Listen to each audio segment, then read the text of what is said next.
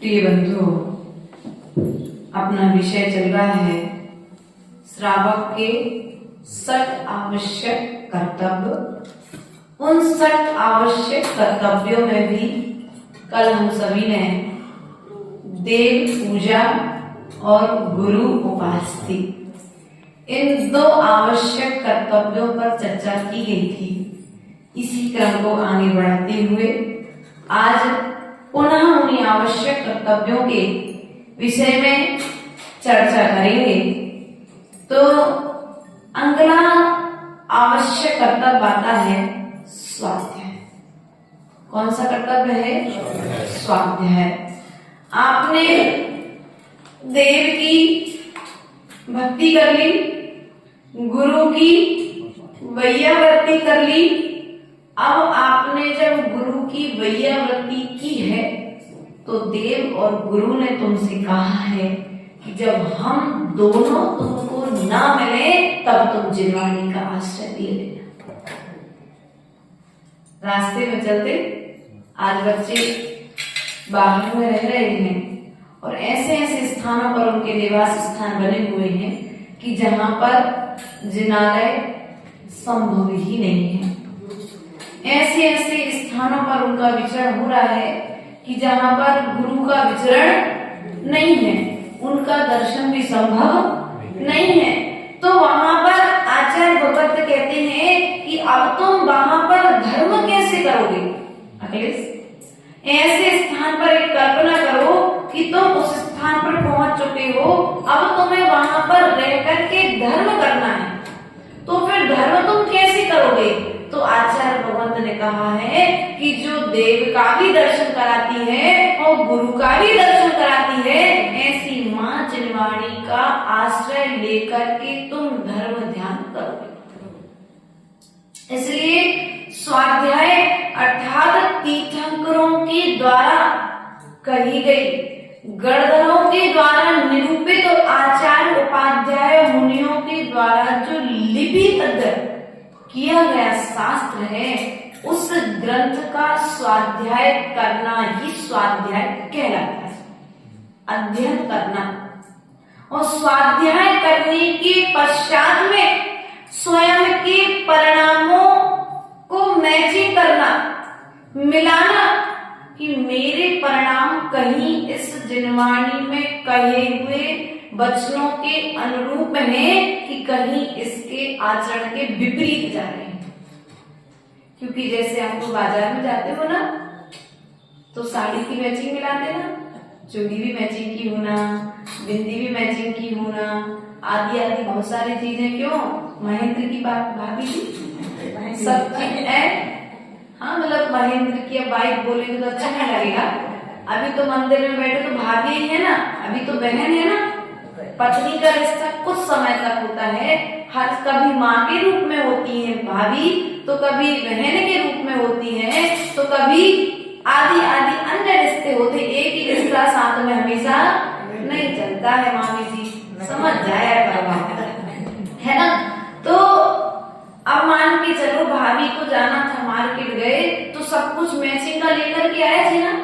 अभी लड़के की शादी होने वाली है तो हर चीज मैचिंग के लेके आओगे ना। तो यहाँ पर एक बात कह रहे हैं आचार्य भगवंत कि आप बाजार से वस्त्रों की मैचिंग तो मिला रहे हो, लेकिन वस्त्रों के साथ साथ में जब जिनवाणी पढ़ने बैठो तो फिर परिणामों की मैचिंग मिलाना ही तो स्वाध्याय है। तुम्हारे परिणाम जिनवाणी से कितना मैच खा रहे हैं। यदि इससे बाहर जा रहे हैं तो वापस क्या करो तत्काल? बोलो तो उन परिणामों की ओर जाना बंद कर दो। यदि धोखे से कोई बिना मैचिंग की चीज आ जाए तो तत्काल वापस करने जाते कि नहीं जाते हो?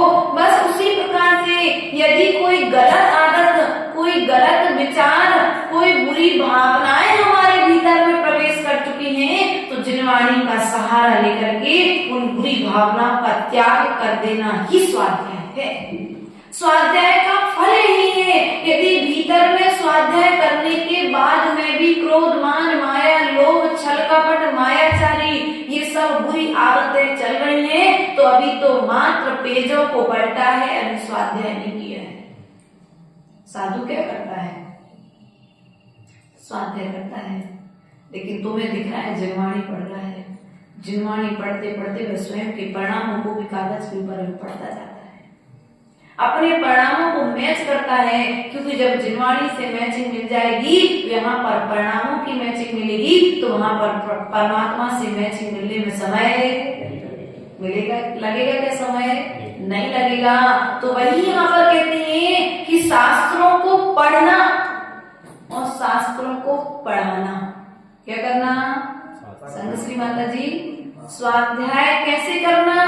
स्वयं भी पढ़ना और दूसरे को भी पढ़ाना। स्वाध्याय ऐसे भी हो सकता है कि स्वयं पढ़ लिया सो भी स्वाध्याय हो गया, और यदि तुमने मान के चलो क्लास ले ली दोपहर की, तो वो भी तुम्हारे स्वाध्याय के अंतर्गत आ जाएगा। उसके पश्चात में सुनना और सुनाना। जैसे आचार्य श्री हम लोग से कभी जब विस्तृत भक्ति हमको याद करने के लिए दिया, होमवर्क दिया है समर सिटी में, जब तक हमको श्रुत भक्ति चाहिए दीपावली के दिन, तो सुनना और सुनाना। अब हम जब मिलेंगे अगले टर्म में, तब हमारे लिए श्रुत भक्ति 15 दिन बाद गुरुदेव को सुनानी है। तो सुनना भी स्वाध्याय है। चलिए भैया, सुनना भी, लेकिन क्या सुनना?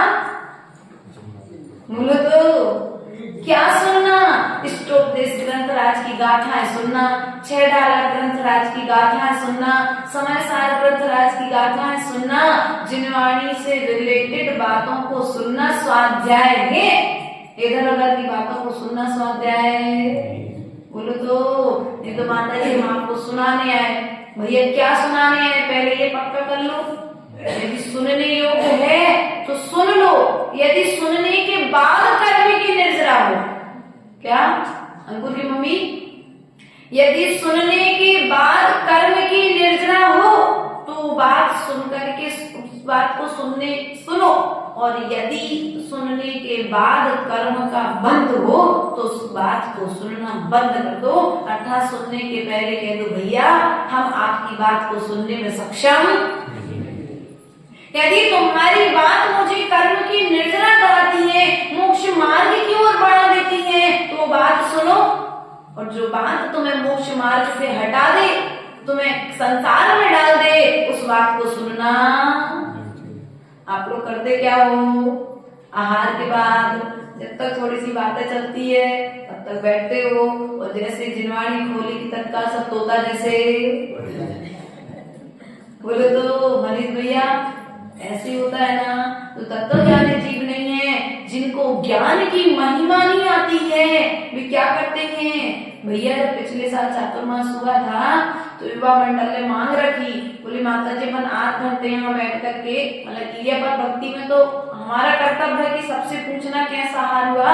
उसके पश्चात में भी 15 मिनट बैठे हैं, बच्चे एक दूसरे की हंसी कर रहे हैं। तो एक बच्चे ने बोला माता जी एक काम करो। मैंने क्या बेटा, बोली माता जी जितने में हम लोग एक दूसरे की हंसी करते हैं उतने में आप हमारे लिए भक्तामर पढ़ा दो ना।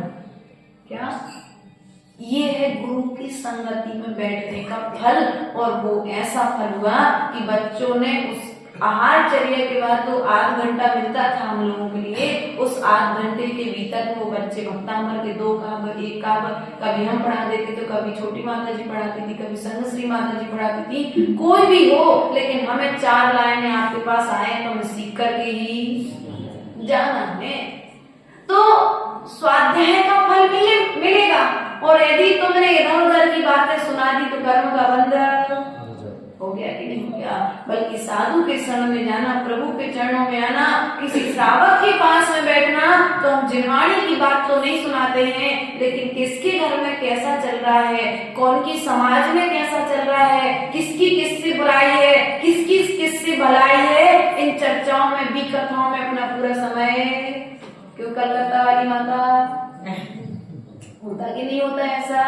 आप ग्रस्त लोग हो तो हम आपकी इस पद्धति को बदलना चाहते हैं। जब आप चौराहे पर खड़े हो, अपने घर की पट्टी पर बैठो या साधु के कक्ष में बैठो, साधु थोड़ी देर प्रवचन के लिए आने के लिए लेट हो गया तो उस समय ये मत पूछो कि उनकी बहू कैसी है या उनका बेटा कैसा है, उनके घर में क्या चल रहा है। तुम तो ये पूछो भैया कल तुम प्रवचन में आए थे, क्या बताया था महाराज ने, कल तुम शाम को ग्रंथ का स्वाध्याय कर रहे थे, तुमने क्या पढ़ा था उस ग्रंथ में। ये बातें तो हमें करने की फुर्सत विचार में नहीं आता कि हमें अच्छी बात भी पूछ ले। ऐसा विचार में आना चाहिए, तभी तो कर्म की निर्जरा होगी। क्योंकि जब विचारों में आएगा तभी तो हमारे विचार आचरण में परिवर्तित होंगे। तो सुनना और सुनाना, स्वाध्याय जिनवाणी की बात सुनना और जिनवाणी की बात सुनाना। जैसे अपन ने उस दिन अपने छोटे से विधान ने और विधि ने तत्पाठ सूत्र सुनाया और आचार्य श्री ने सुना, हो गया स्वाध्याय भैया, हो गया स्वाध्याय। स्वाध्याय खोल करके कोई जरूरी नहीं है कि जो पद्म पुराण चल रहा था 500 पेज का उसी को आगे खोल करके मैं 451 पेज से चालू करेंगे तभी पेज माना जाएगा स्वाध्याय। यदि किसी ने तुम्हें 4 लाइनें धर्म की सुना दी तो वो भी स्वाध्याय के अंतर्गत आ जाएगा। टीवी प्रवचन आ गए तो वो स्वाध्याय में आता है, तुम्हारे हिसाब से वो स्वाध्याय में आ जाएगा क्योंकि तुम उतनी शुद्धि नहीं रखते घर में। अच्छा, तुम श्रुत भक्ति आचार्य भक्ति नहीं करते हो। हमारे 28वें कृति कर्म है तो हमारे लिए बताया गया है कि श्रुत भक्ति आचार्य भक्ति पूर्वक ही स्वाध्याय किया जाता है। अब हमने श्रुत भक्ति आचार्य भक्ति हम करके आपके बीच में विराजमान हो गए, तो हम आपको जो बात सुना रहे हैं उस स्वाध्याय के अंतर्गत आएंगे। अब जो आप कम से कम ग्रंथ नहीं छू पा रहे, सोफे पे बैठे, बिस्तर पे बैठे, लेटे हो, तो कम से कम उतने समय कर्म बंद तो नहीं हो रहा, उतने समय धर्म, कुछ तो धर्म ध्यान। मूल रूप में तो ग्रंथ को पढ़ना चाहिए, सुनना चाहिए, सुनाना चाहिए। धर्म की अच्छी बात सुनना ही स्वाध्याय है, ऐसा समझ लो। अब वो कहीं से भी मिले, चाहे साधु के समागम से मिले, चाहे तुम्हें दूरभाष यंत्र आदि के माध्यम से मिले, लेकिन उसको ही राजमार्ग मत बना लेना। क्या भैया, इसको राजमार्ग मत बना लेना। ये तो तात्कालिक व्यवस्था है, कुछ समय की व्यवस्था है। क्योंकि ध्यान रखना, आचार्य गुरुदेव ऐसा कहते थे कि भोजन यदि करना है तो भोजन की थाली के सामने बैठना पड़ेगा। मोबाइल में या टीवी में जो भोजन दिखाया जाता है, उस भोजन को देखने से तुम्हारा पेट भरने वाला है क्या? बोलो तो। अच्छी अच्छी रेसिपीज देखते हो गूगल पे, यूट्यूब पे, और जो फेसबुक और तुम्हारा जो तुम लोग चलाते हो, क्या उन रेसिपीज को देखने मात्र से पेट भर जाता क्या? ओ आनंद की बहू, भर जाता क्या? नहीं भरता है ना। अपने घर में उसे रसोई में जाके बनाना पड़ता ना, बस। ऐसे जो तुमने स्वाध्याय वहां पर कानों से सुना है, उस स्वाध्याय की खोज अब तुम जिनवाणी में करो, जिनवाणी के पास बैठ करके। क्या वो तो महाराज जी जैसे थोड़ी देर हम बस समझ गए तुम्हारी बात, अब हमारी जरूरत है ना। मूल रूप में इतना है कि ये टेम्परेरी व्यवस्थाएं हैं, वो भी श्रावक के लिए है, साधु के लिए नहीं छूट। नहीं तो साधु सोचे कि हम एक काम करें, बढ़िया जिनवाणी लेके ना चलना पड़े, तो बढ़िया मोबाइल में सुनत रहे भी सब चीज। नहीं, अब बिहार आदि चल रहा है, उस समय तुम्हारी घर की, परिवार की, समाज की और राष्ट्र की और जमाने की सब खबर सुनने से अच्छा है भाई एक काम करो, शैलेश भी बिहार में चल रहे थे तो मोबाइल में भक्तांबर लगा लो, सो तुम भी कर्म बंधन से बचे और हम भी कर्म बंधन से बचे, है कि नहीं है? तुम भजन लगा लो कम से कम उतने समय तो कुछ एकाग्रचित्ता, क्योंकि उस समय मजबूरी हम ग्रंथ रास्ते में चलते समय पढ़ नहीं सकते, इसलिए। बाकी वो राजमार्ग नहीं है, ऐसा समझना चाहिए। पूछना और बताना, क्या करना? पूछना और बताना। जैसे कोई चीज सभासंग श्री माता जी ने पूछी तो हम उस प्रश्न का उत्तर दे रहे हैं, तो ये पूछना हो गया, और हमने यदि उस बात को उत्तर दे दिया तो बताना हो गया। तो पूछना और बताना भी प्रश्न स्वाध्याय के अंतर्गत आ जाता है। उसके पश्चात में आता है चिंतन और मनन करना। क्या करना? बोलो तो। कहना माता जी चिंता इतनी है जी पे, जिनवाणी के चिंतन का तो समय है। बोलो तो। थोड़ी अपनी अपनी कहानी सुना दिया करो, क्योंकि देखो ये कहानी आपकी है, हमारे पास तो कोई टेंशन है ही नहीं। हमारे पास यदि कुछ है तो हमारे पास सब तपस्या के फल हैं, और तुम्हारे पास सब समस्या के फल हैं। तुम्हारे पास पाप के फल हैं और हमारे पास पुण्य के फल हैं। इसलिए जब पुण्य के फल साथ में होते हैं तो पुण्य निरंतर बढ़ता जाता है, और पाप के फल जब पास में होते हैं तो पाप के फल से पाप निरंतर बढ़ता जाता है। इसलिए ध्यान रखना है कि जब भी तुम चिंतन करने बैठो तो किस चीज का चिंतन कर रहे हो? जिनवाणी का चिंतन कर रहे हो, कर्मों का चिंतन कर रहे हो, कि पर के दोषों का चिंतन कर रहे हो? पर के दोषों का ही हो गया। व्यापार वृद्धि का चिंतन कर रहे हो कि गुणों की वृद्धि का चिंतन कर रहे हो? इस पर विचार करना पड़ेगा, क्योंकि हम ऐसा कोई भी क्षण नहीं है कि जिस समय व्यक्ति चिंतन के बिना रह रहा हो। प्रतिपल चिंतन कर रहा है, कुछ ना कुछ मनन, मन में कुछ ना कुछ उतल पुतल।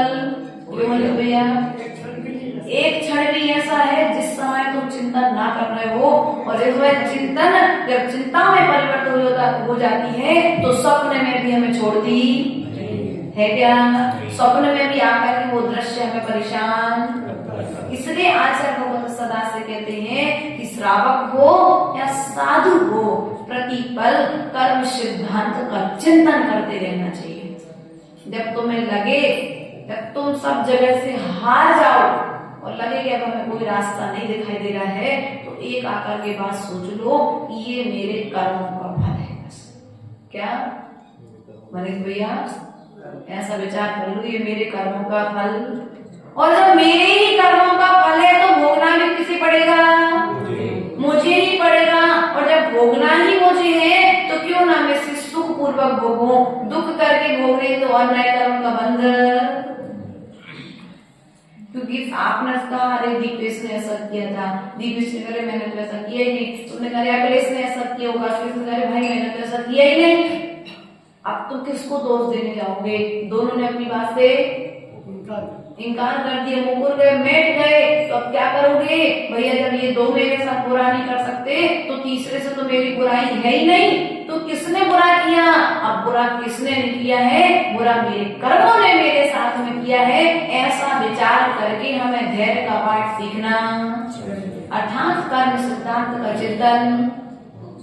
जब किसी पर तुम्हारा दोष आरोपण ना हो तो अंत में जाकर के कर्मों पर दोष बोलो, तो कर्मों के ऊपर छोड़ दो। यदि तुम अधिक विचार करोगे, अधिक चिंतन करोगे तो अपनी बुद्धि को भ्रष्ट, धन आ रहा, सब कुछ पुरुषार्थ कर रहा, चारों तरफ से मेहनत कर रहा है, लेकिन फिर भी घर में धन की कमी पड़ रही है, फिर भी घर में आने के बाद सब कुछ अच्छा करने के बाद में फिर भी पत्नी यदि आरोपित कर रही है, यदि माँ तुम्हारी बात को किसी न किसी प्रकार से तुम्हारे कारण तुम्हारी माँ दुखी हो रही है, तुम माँ के कारण दुखी हो रहे हो, नाना तरह की व्यवस्थाएं समाज में भी यदि रहते हो, तो सब कुछ अच्छा करने के बाद में भी यदि लोग तुम्हारे विषय में बुरा कहते हैं तो लोगों की बुराई नहीं है, ये पूर्व जन्म में जो तुमने लोगों का अपवाद किया था वो अपवाद का फल तुम्हें वर्तमान में भोगना पड़ रहा है।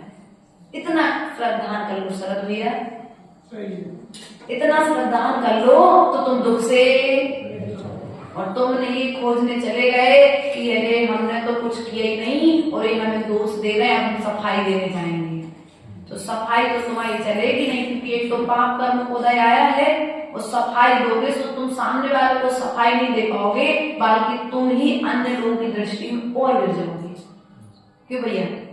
इसलिए सफाई देने का समय अब नहीं है, हर चीज का प्रमाण देने का समय धीरे धीरे काल का प्रभाव बढ़ रहा है। इसलिए धैर्य का पाठ सीख करके ही हमें इस पंचम काल के समुद्र को पार करना है, इस पंचम काल के दुखों को पार करना है। तो बस इतना समझ लो, पर को दोष मत दो। यदि किसी ने संग श्री माता जी कमंडल में पानी नहीं भरा ना, तो ये सोच लो ये मैंने कभी किसी की कमंडल में नहीं भरा होगा, तो आज मेरे कमंडल में पानी नहीं भरा। अब तुम कहो कि नहीं यार दीपेश को मैंने बोला था, दीपेश ने फिर भी मेरे कमंडल में पानी नहीं भर दिया, मैंने दीपेश को बोला था पाटा लगा देना, फिर भी दीपेश ने पाटा नहीं लगा दिया, मैंने बोला था आज आहार में इस तरह की औषधि की व्यवस्था देख लेना और अखिलेश ने नहीं की, तो अभी समझ लो कि अभी तुम्हारा नियोग। धैर्य कैसे सीखोगे? हमने कहा था जिज्ञा बेटा आना जिन्होंने कवर चढ़ा देना। अब जिज्ञा को समय नहीं मिल पाया, उस समय वो नहीं आ पाई, या फिर उसने कुछ बोला हम भूल गए, उस समय उसने बोला माता जी एक दिन बाद चढ़ा देंगे, और हमने क्या सोच लिया, देखो हमने कहा तो था, देखो देखो मना कर दी उसने, कुछ और काम होता तो हाँ कह देती, कब जिनवाने का बोला था ना, इसलिए मना कर दिया। अब गलत फहमी पैदा करने से अच्छा है ये सोच लो कि जिनवाणी पर कवर चढ़ाने का सौभाग्य हर किसी को नहीं मिलता है, ये सौभाग्य हमारे हाथ में था, सो हमारे भाग्य में। यदि तुम कवर नहीं चढ़ाते तो उसमें दूसरा कोई काम करते, और दूसरा कोई काम करते तो फिर वो सौभाग्य तुमको।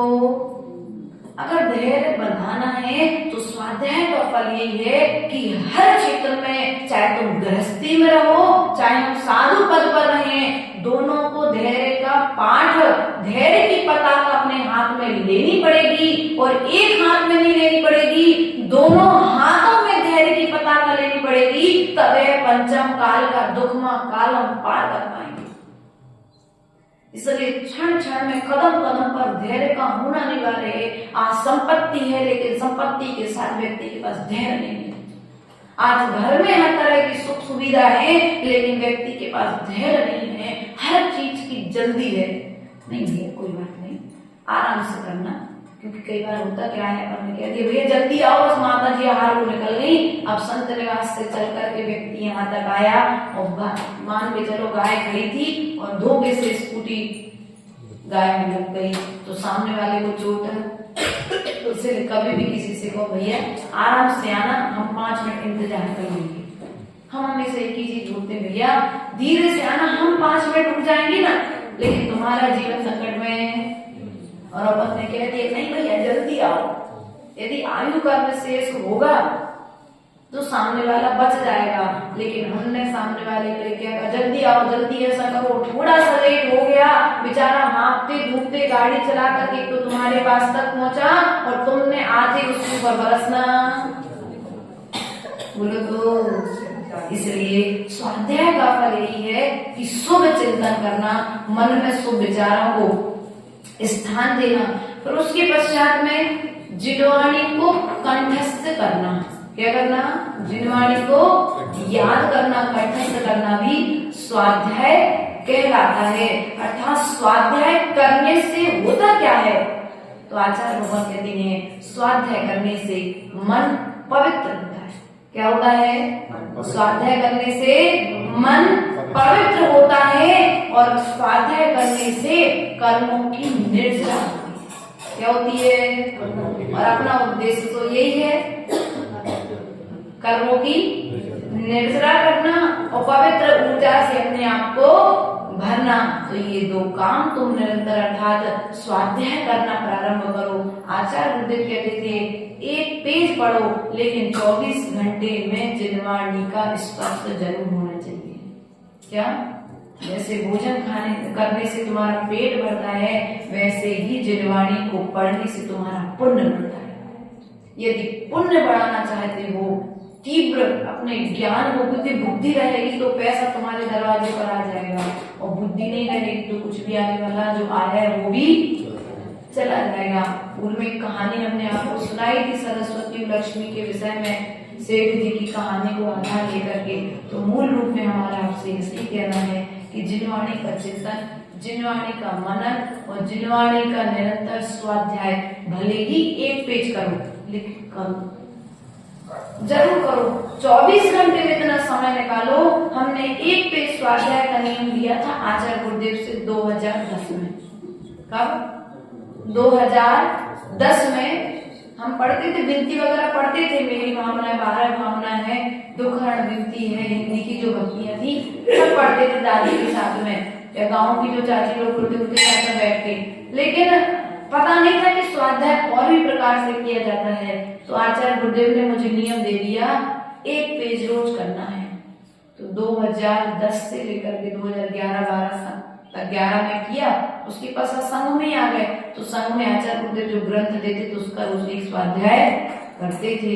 तो कहने का तात्पर्य ये है कि आप लोगों को यदि बुद्धि का विकास करना है, अपने जीवन में समृद्धि को लेकर के आना है, तो पहले नंबर धैर्य का पाठ यदि सीखना है तो ग्रंथों का स्वाध्याय प्रारंभ करो। तो अब स्वाध्याय जब प्रारंभ करेंगे तो कौन से ग्रंथ से प्रारंभ करें?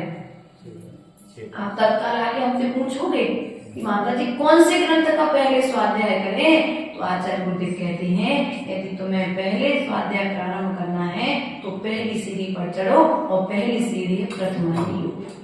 क्या पहली सीढ़ी क्या है? प्रथमानी योग, जीवन चरित्र, श्रेणिक चरित्र, श्रीपाद चरित्र, रामचंद्र भगवान का चरित्र है ना, पद्म पुराण आदि जो हैं।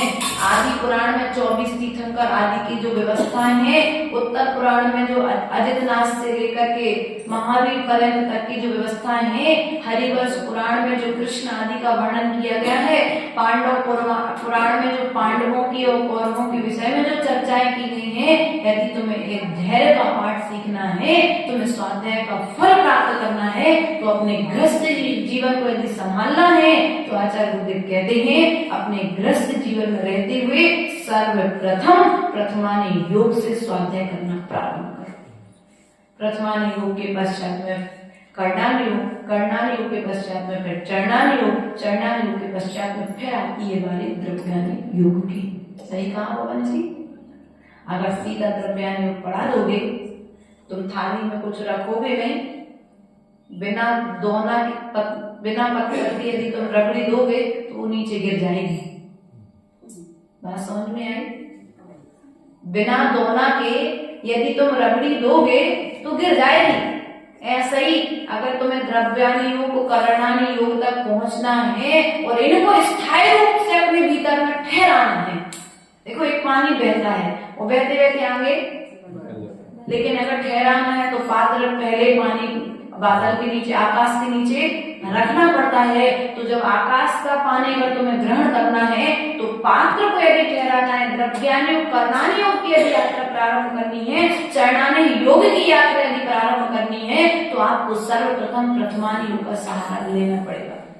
क्योंकि जीवन में जब विपरीत परिस्थितियां बनेगी तो प्रथमानि योग आकर के तुमसे कहेगा अखिलेश तुम पहले नहीं हो, तुम्हारे साथ एक घटना हो रही है, तुमसे पहले फलाने राजा फलाने सेठ ने घटने दुख को भोग चुकी हैं। अब उनने जो दुख भोगा है उस दुख को उन्होंने कैसे किया था पंकज भैया सहन, उस दुख को उन्होंने इस प्रकार से युक्ति पूर्वक सहन किया था। अब मुझे भी उस दुख को उसी नीति से तय करके दुख से निपटना पड़ेगा। लेकिन नीतियां और रीतियां यदि सीखना है, गृहस्थ जीवन श्रेणी चरित्र पढ़ो, कितना प्यारा वर्णन आता है श्रेणी चरित्र में। जो हम कभी बुद्धि में स्वप्न में भी विचार नहीं आते, ऐसे पुत्र ऐसे पिता श्रेणिक ने अपने नंदीग्राम के ब्राह्मणों से जब परीक्षाएं ली, परीक्षा कैसी ली कि या तो तुम नंदीग्राम छोड़ करके चले जाओ या फिर हाथी का वजन भेज दो।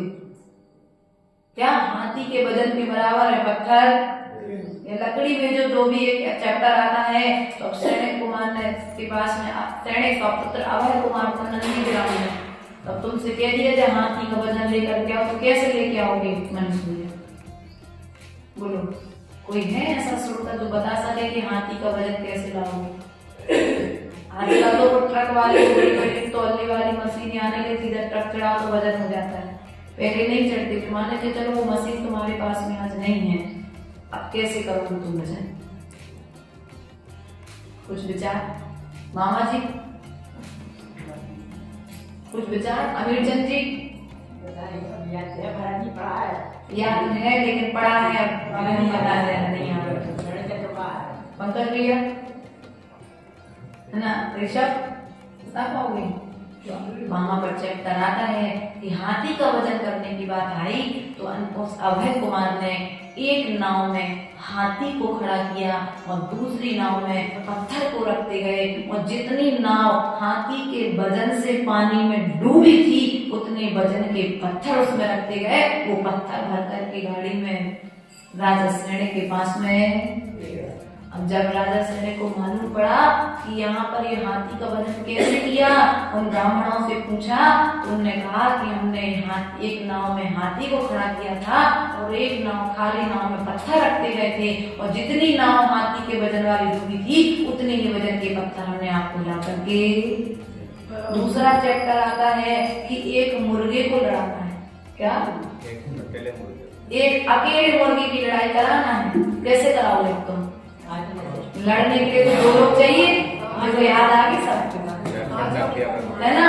तो उनने क्या किया था, अभय कुमार ने कहा देखो एक काम करो, कांच सामने रख दो, वो मुर्गा उससे लड़ाई, अर्थात वो अपनी छवि को देखा कर देखेगा। तो उसमें जब तीसरा चैप्टर उसमें आया था कि एक बकरे को हम आपके बीच में भेज रहे हैं, 8 दिन इसको अपने पास में रखना है, इतना खिलाना है कि इसका वजन बढ़ने भी ना पाए और इतना खिलाना है कि वजन कम भी ना हो पाए। तो क्या करोगे?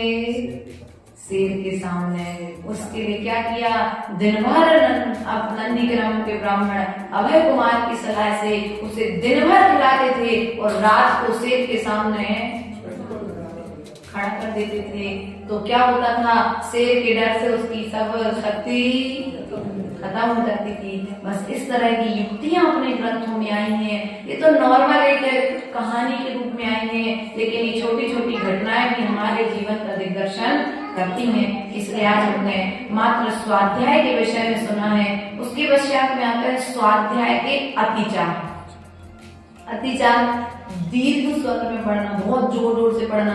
सामूहिक स्वाध्याय चल रहा था या सामूहिक भक्तामृत का पाठ चल रहा था, तो कोई एकदम इतना तेज बोल रहा है कि सब लोगों की आवाज धीमी हो गई। नहीं भैया, जब बोल के बैठे हो तो एक स्वर में बोलो। कैसा बोलना है? एक स्वर में बोलना है। या फिर इतने धीमे बोलना कि किसी दूसरे को समझ में ही नहीं आए। तो ना तो दीर्घ स्वर में बोलना, ना ह्रस्व स्वर में बोलना।